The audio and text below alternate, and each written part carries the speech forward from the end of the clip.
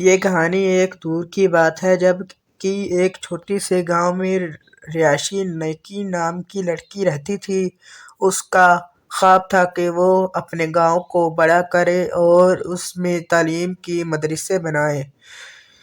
ایک دن جب وہ زرعی کام کر رہی تھی، اس نے ایک قدرتی کچک کے جدید پتھر دیکھے جو سنگین رنگوں میں چمک رہے تھے۔ وہ پتھر ایک نیکی کے خواب کو پورا کرنے کا ایک طریقہ دکھاتے تھے۔ نیکی نے اس پتھر کو گاؤں کے لوگوں کے سامنے رکھا اور انہیں خبر دی کہ اس پتھر کو گاؤں کی تعلیم کے لیے بڑھا کیا جا سکتا ہے۔ سب لوگ خوشی خوشی اس پروجیکٹ میں شامل ہو گئے اور مل کر کام کرنے لگے۔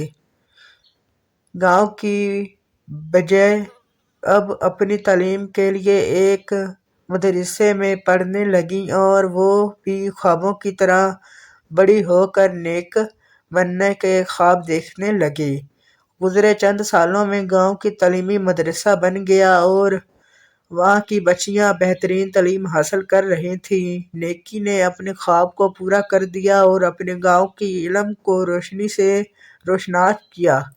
یہ کہانی ہمیں یہ سکھاتی ہے کہ خوابوں کو پورا کرنے کے لیے محنت اور عزم کی بڑی ضرورت ہوتی ہے، اور اگر ہم جماعت کے ساتھ مل کر کام کریں تو ہم کچھ بھی کر سکتے ہیں۔